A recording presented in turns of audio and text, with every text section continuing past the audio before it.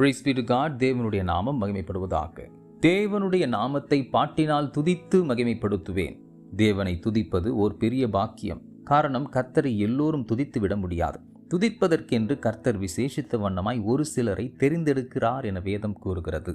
ஆம், இந்த ஜனத்தை எனக்கென்று ஏற்படுத்தினேன், இவர்களின் துதியை சொல்லி வருவார்கள் என்று ஒரு விசேஷித்த கூட்டத்தை கர்த்தர் இங்கே குறிப்பிட்டு எழுதுகிறதை நாம் பார்க்கிறோம். கர்த்தரை துதிப்பது ஒரு அழைப்பாக தாவீது கருதுகிறான்.